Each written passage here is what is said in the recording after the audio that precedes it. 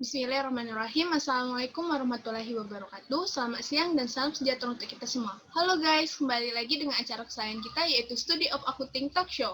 Nah, tentunya pada siang hari ini saya Diana Putri akan memandu acara kita pada hari ini. Baiklah, langsung saja ya. Dari video kemarin kita telah membahas beberapa pengenalan tentang perusahaan jasa. Terus juga telah masuk ke perusahaan dagang.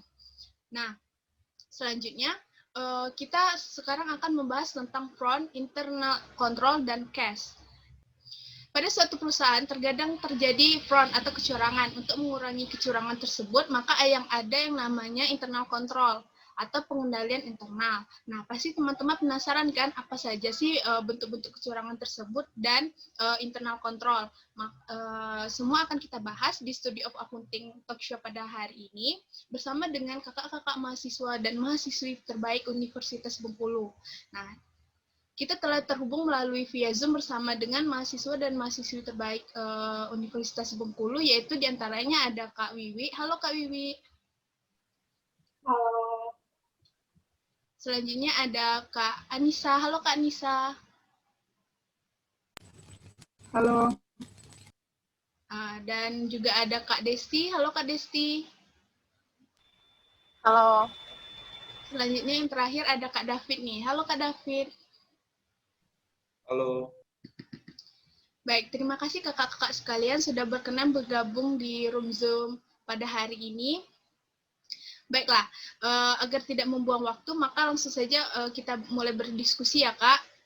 Yang pertama nih, pengenalan apa saja sih bentuk-bentuk kecurangan yang sering terjadi pada suatu perusahaan. Nah, ada kakak-kakak yang bisa membantu menjawab?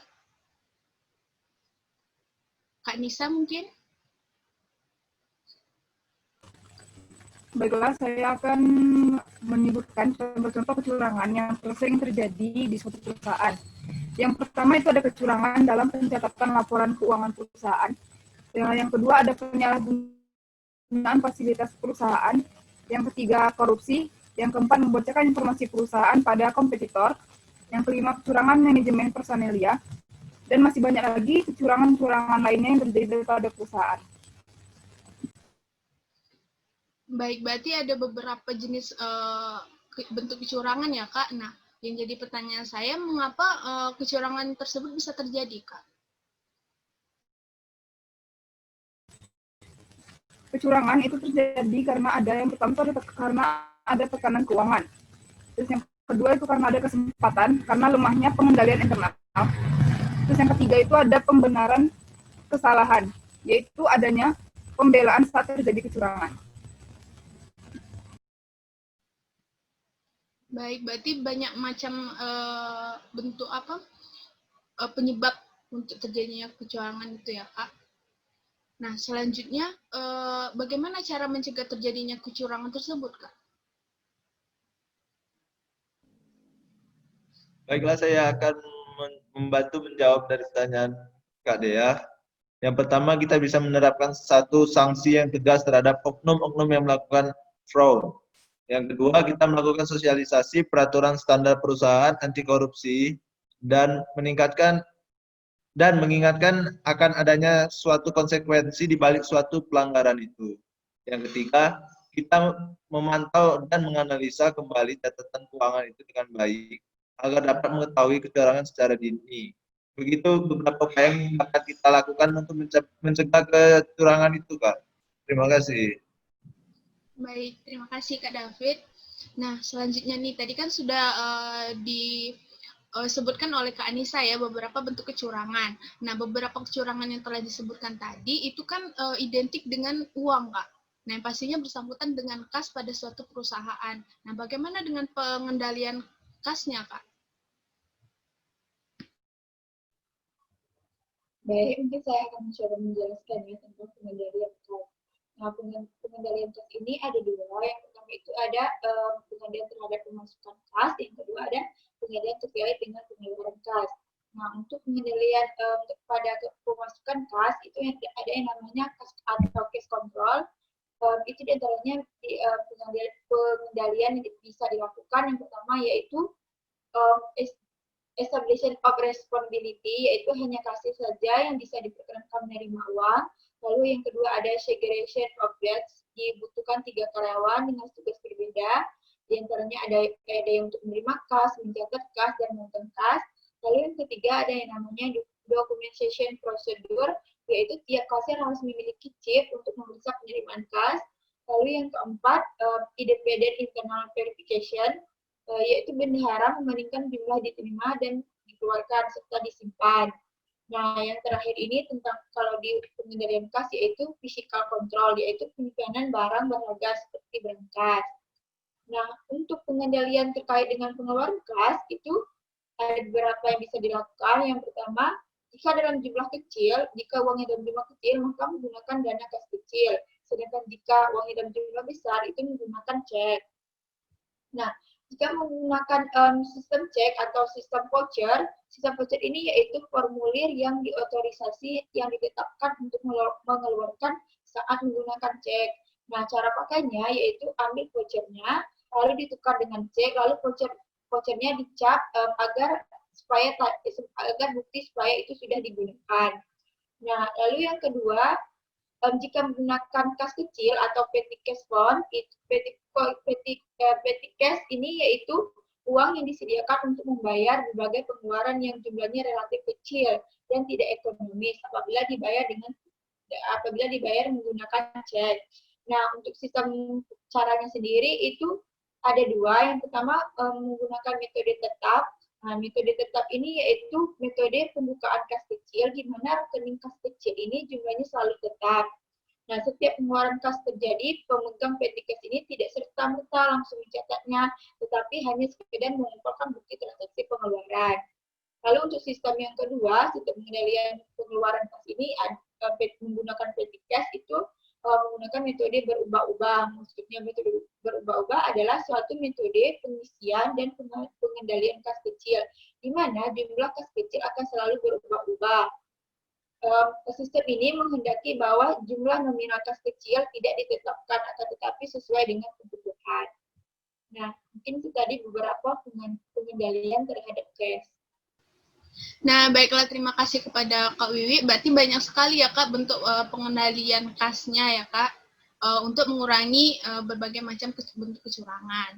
Nah, selanjutnya nih Kak, biasanya kan pada perusahaan besar itu menggunakan yang namanya kas di tangan, sama juga ada yang namanya kas di bank. Nah, biasanya kas di tangan dan kas di bank ini mengalami selisih, Kak. Nah, apakah selisih tersebut merupakan salah satu bentuk kecurangan atau bukan, Kak? Baiklah, saya coba menjawab. Sebenarnya itu tuh bukan dalam bentuk kecurangan, Kak, karena umumnya hal tersebut terjadi karena beberapa kesalahan yang biasanya tuh dilakukan oleh suatu karyawan atau staf dalam perusahaan ataupun di bank itu sendiri. Baiklah, nah kalau bukan bentuk kecurangan, apa penyebabnya Kak sehingga kas yang ada di catatan perusahaan dengan kas yang di catatan bank tersebut bisa berbeda, Kak? Bisa ada selisihnya?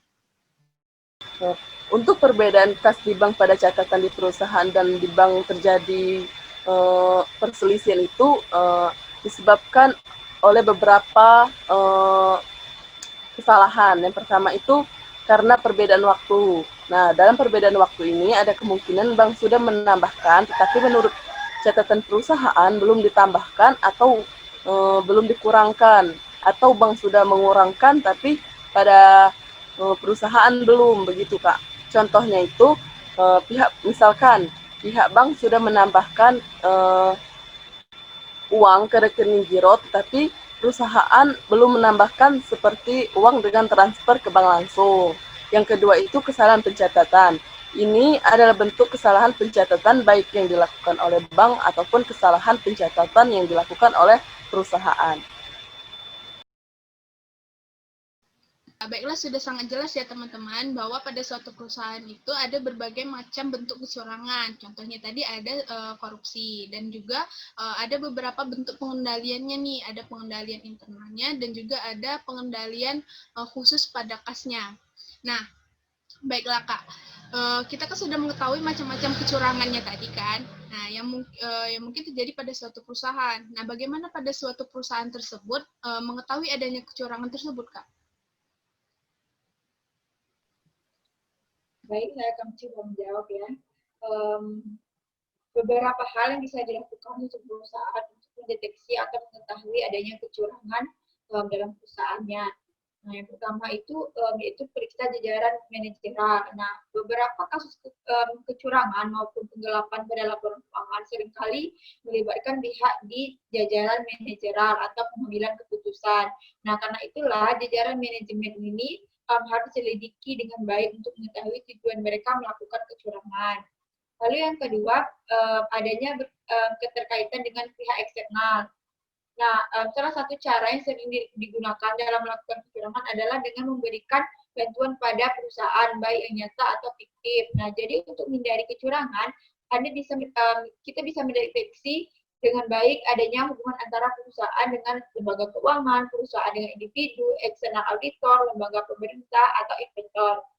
Nah, lalu yang ketiga, adanya sifat organisasi. Nah, sebuah kecurangan itu biasanya seringkali tidak terdeteksi karena struktur organisasi yang digunakan untuk menyembunyikan kecurangan tersebut. Maksudnya di sini struktur organisasi itu sangat-sangat ditutupi seperti itu. Misalnya struktur organisasi yang terlalu kompleks atau tidak adanya internal audit dalam sebuah departemen. Untuk itu, dalam mendeteksi atau untuk mengetahui adanya kecurangan, kita harus memahami dengan benar seluk-beluk perusahaan, termasuk pemilik perusahaan itu sendiri.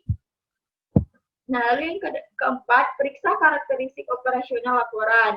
Nah, untuk mendeteksi atau mengetahui kejadian kecurangan, kita bisa melakukan pemeriksaan beberapa laporan keuangan, mulai dari rekening pendapatan, aset, kewajiban, pengeluaran, hingga ekuitas. Biasanya tanda kecurangan akan terdeteksi atau bisa diketahui dengan melihat adanya perubahan dalam laporan keuangan.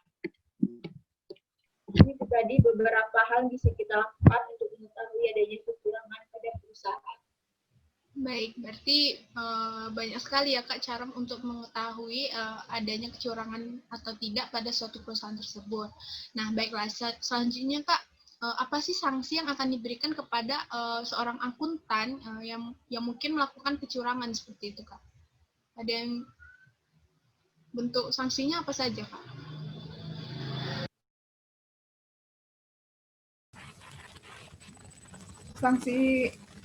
Sanksi bagi karyawan yang melakukan kecurangan itu diatur secara tegas di perjanjian kerja dan peraturan perusahaan. Sanksi ketenagakerjaan mengandung unsur mendidik karyawan. Hal ini disyaratkan adanya tenggang waktu 6 bulan dalam surat peringatan yang dimaksudkan sebagai upaya mendidik pekerja agar dapat memperbaiki kesalahannya. Dan di sisi lain, waktu 6 bulan ini merupakan waktu yang cukup bagi pengusaha untuk melakukan penilaian terhadap karyawan yang bersangkutan.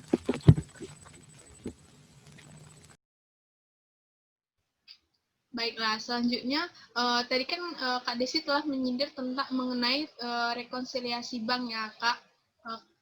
Jika terjadi adanya selisih antara catatan pada perusahaan dan pada catatan bank. Nah, sebenarnya apa sih Kak rekonsiliasi bank tersebut? Bisa dijelaskan kembali Kak Desti? Baiklah, rekonsiliasi bank itu sendiri yaitu suatu catatan yang dibuat oleh perusahaan pada setiap akhir periode, biasanya tuh dibuat untuk setiap bulan, untuk menyamakan saldo kas di bank menurut catatan bank dengan saldo kas di bank menurut catatan perusahaan, karena yang seharusnya tuh jumlahnya itu harus sama, Kak. Jadi yang terjadi selisih yang Kakak katakan tadi bisa kita atasi dengan membuat rekonsiliasi bank. Nah, berarti sudah jelas ya Kak tentang mengenai apa sih rekonsiliasi bank tersebut. Nah, baiklah, tak terasa kita telah di penghujung acara Kak.